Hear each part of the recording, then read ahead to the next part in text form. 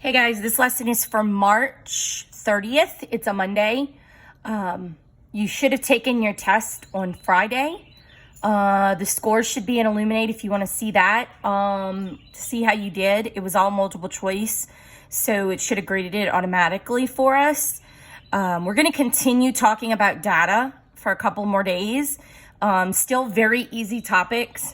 We're going to talk specifically, starting today, about scatter plots. And Eureka expects you to know a background of scatter plots from 8th grade curriculum, which we obviously didn't have 8th grade curriculum. So I'm going to point out things as we're going through the lessons about scatter plots, but you've seen them before. You know what they look like. If you flip to page S82, let me go back. We're on lesson 12 in module 2. So you're going to go to lesson S81.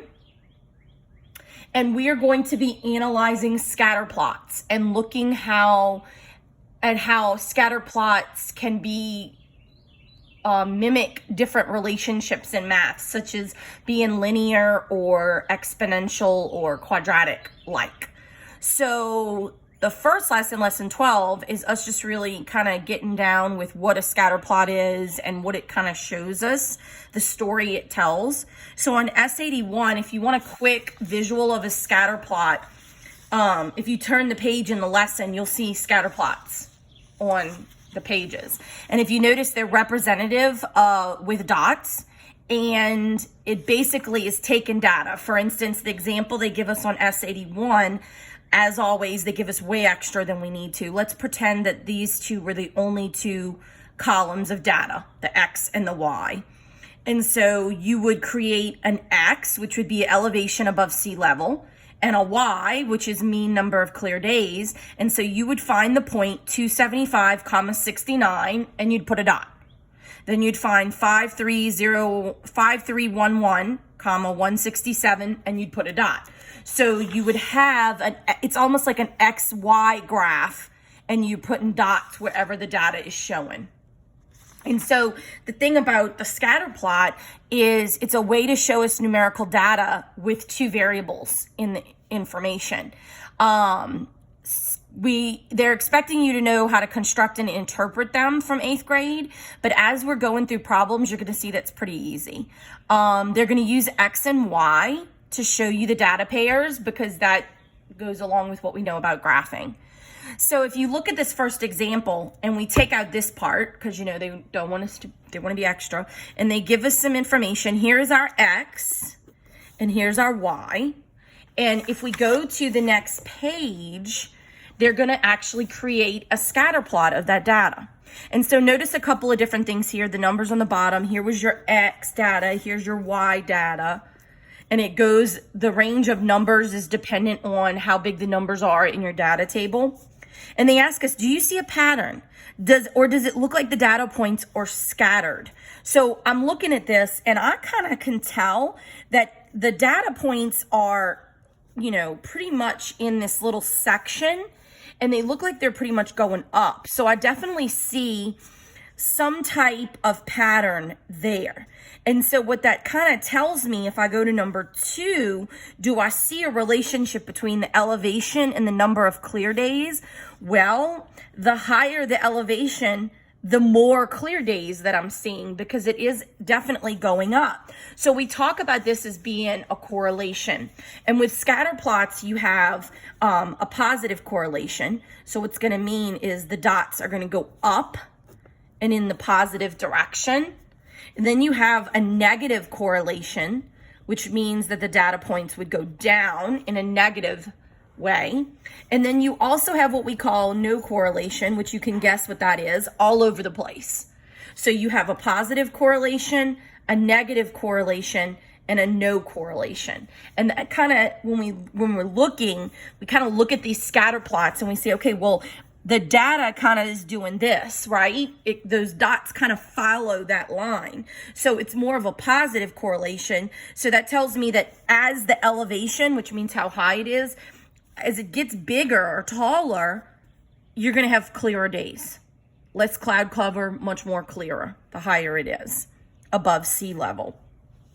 And then question 3 asks us, do you think that a straight line would be a good way to describe the relationship between these two? For me, probably so, because if I draw a line between this, it kind of is representative of all of the dots going up in this pattern. So we're going to use lines to help us gauge if the data is heading in a positive direction or in a negative direction. And it's not perfect. It's kind of an estimation discussion. So when we go to the next page, I'm on S83. It says, here are 3 scatter plots. Each one represents a data with 8 observations. The scales and the XY have been left off these plots on purpose, so you have to think carefully about what's happening in the relationship. So if I'm looking at these, if I see this, I see all of the dots kind of go in this direction. If I was going to draw a line, and they call that the line of best fit to kind of help me gauge, I see that these are all pretty much going in the positive direction. When I go to scatter plot 2, I notice that they're pretty much going down. So if I was to draw a line, you could see that the dots are pretty much going downhill. But when I get to this one, look where the dots are. They're like all over the place. So to me, this would be a no correlation. This would be a negative correlation. And this would be a positive correlation. So when they ask us in number 4, if one of these scatter plots represents the relationship between height and weight for 8 adults, which scatter plot do you think? Well, height and weight, the taller you get, the more you weigh.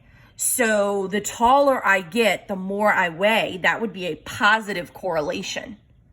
Because if I went negative, that would be the taller I got, the less I weighed. That's not true. And then there is no correlation in that, because the taller you are, the more you're going to weigh. Think about kids and adults. Adults are going to weigh more because they are older. All right, so then go to S84. They're going to ask us a couple more questions about this scatter plots. It says, if one of these scatter plots represents the relationship between height and SAT scores for high school seniors, which scatter plot do you think? Height and SAT scores. Do you think height has anything to do with you being smart? No. I mean, some tall people are really smart. Some tall people are maybe you're not the brightest people in the world. That does not denote your intelligence level. So that would be a no correlation plot. And then for 6, it says, if one of these scatter plots represents the weight of a car and fuel efficiency. Well, the heavier the car, think about like a Hummer, one of those more expensive cars, you don't get good gas mileage. You know, the heavier the car, the more gas it's going to take. So that tells me that it's probably a negative graph that I'm talking about, because the heavier the car, the less gas mileage you will get. So you saw 3 examples of the story of a positive correlation, a no correlation with the SAT scores and the height, and a negative correlation with the gas mileage.